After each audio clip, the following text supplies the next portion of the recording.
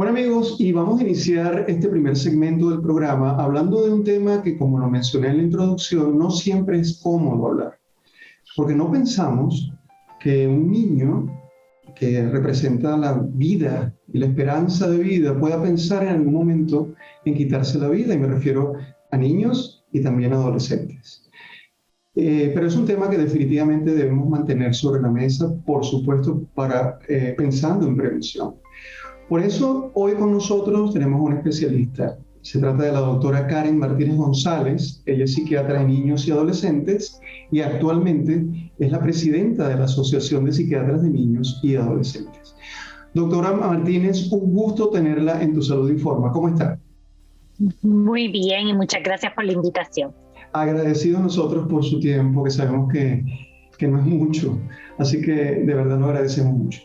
Doctora, definitivamente este es un tema yo creo que nos es difícil, incluso a veces lo excluimos, siempre pensamos que el riesgo suicida o aquellas personas que se quitan la vida son adultos, pero realmente las estadísticas nos dicen que ocupan entre el segundo, a veces el tercer lugar, según la Organización Mundial de la Salud, de las causas de muertes entre niños de 10 años, tan tempranos como 10 años, a 19 o 24 años. Hay diferentes rangos.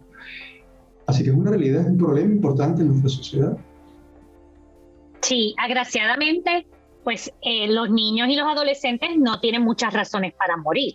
Así que es la segunda o tercera, dependiendo en el renglón que lo estamos viendo, porque pues son los accidentes, son los suicidios, las causas que quizás también son prevenibles, las que vamos a ver que van a causar mortalidad en la población pediátrica. Pero definitivamente, aunque el suicidio, sobre todo en menores de 12 años, es raro, sobre todo en Puerto Rico, son bien pocos los casos que hemos tenido a través de los años, sí se puede dar. Y el problema es que muchas veces los adultos pensamos que un niño no puede estar deprimido, o un niño no puede estar pensando en la muerte, o no puede saber que esto va a llevar a la muerte, lo cual ocurre. A veces hemos tenido casos de suicidio, sobre todo en niños pequeños, donde ellos quizás no necesariamente sabían que la muerte es algo final. Pero pueden haber sido muy impulsivos, haber tenido una situación que los haya llevado a pensar que la muerte es una posible solución y entonces tener algún intento que los pueda llevar a la muerte. Así que sí hay un elemento de impulsividad que cuando estamos hablando de un suicidio en niños pequeños tenemos que tomar en cuenta, pero la realidad es que sí, los niños se pueden deprimir, los niños pueden pensar en la muerte como una posible solución a sus problemas, así que los adultos tenemos que estar listos para trabajar con estas situaciones y sobre todo para prevenirlo. Queremos conocer mejor lo que está ocurriendo para poder prevenirlo, porque siempre un suicidio es demasiado, porque es una condición que es prevenible. Definitivamente, y de hecho las estadísticas dicen, doctora, que por cada suicidio hay aproximadamente 10 o 15 intentos suicidas, o sea que realmente es un tema que debemos abordar. Ahora, usted mencionó algunos puntos que me gustaría retomar. Uno de ellos es, hablamos de niños, hablamos de adolescentes. Uh-huh.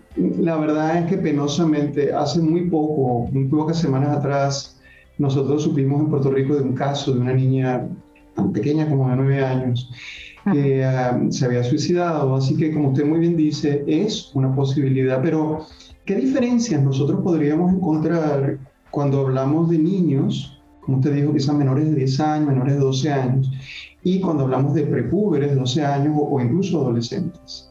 Sí, cuando estamos hablando de suicidio en niños, sobre todo menores de 10 años, ese es como que el punto donde casi siempre ponemos la línea, estamos usualmente hablando de casos donde hay mucha impulsividad. Así que los diagnósticos psiquiátricos que más se asocian con suicidio en menores de 10 años son problemas de conducta, como el déficit de atención, el trastorno de conducta oposicional desafiante, donde pues ocurre también entonces alguna situación, ya sea traumática o alguna situación extremadamente estresante, o hay depresión que puede ocurrir en un niño tan pequeño que entonces lleva a pensar que la muerte es una posibilidad en conjunto con esta impulsividad. pues entonces pueden tener algún intento que lleve a la muerte. Como por ejemplo en el caso que ocurrió en Puerto Rico, pues es difícil ahora mirar para atrás y saber qué ocurrió, claro. Pero parece haber algunos elementos de quizás pues que vio algo en las redes sociales e impulsivamente pues lo consideró como una posibilidad para ella y que entonces pues ocurra. Ya cuando entonces estamos hablando de después de los 10 años, ya ahí hay un sentido claro de que la muerte es final. Y por lo tanto, la intención suicida ya en un niño mayor de 10 años es más clara, de que realmente quiere hacer esto para terminar con su vida. En los niños menores de 10 años, pues usualmente es como de desesperación, como que hay algo que me tiene bien desesperado, no tengo más solución e impulsivamente pues hago algo que termina con mi vida. Así que en los niños menores de 10 años es más raro, pero a veces es hasta más difícil de poder predecir, porque es mucho más impulsivo. Ya entonces en los adolescentes o mayores de 10 años, pues el suicidio se parece más a los adultos, en los cuales el diagnóstico más asociado es el de depresión y usualmente pues viene de la mano con este deseo de no continuar con la vida, de desesperanza, de no ver algo en el futuro que entonces lleva a tomar la decisión de tomarse la vida.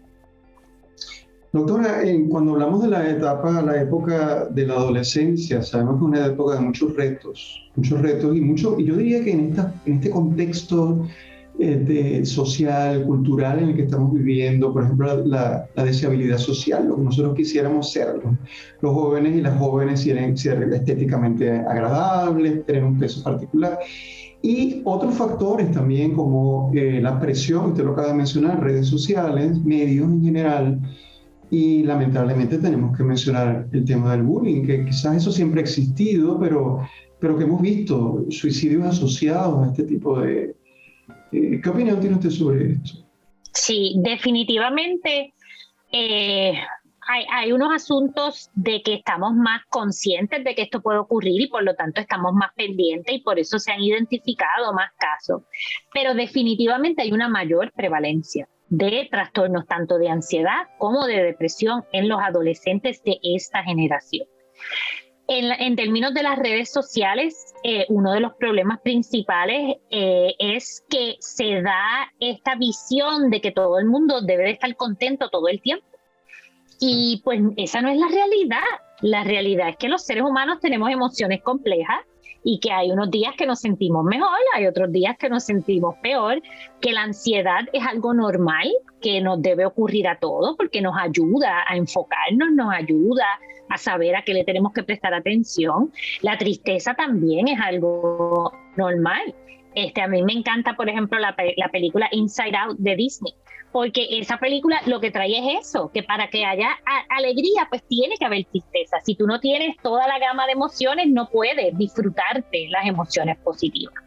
Pero desgraciadamente las redes sociales, sobre todo las redes sociales que son las que típicamente usan los adolescentes de hoy en día, pues es acerca de esta vida perfecta donde todo se ve de cierta manera y todo el mundo está alegre y pasándola bien siempre. Así que eso, pues sí es un factor. El bullying, como tú muy bien dices, siempre ha existido, pero entonces ahora existen las redes sociales.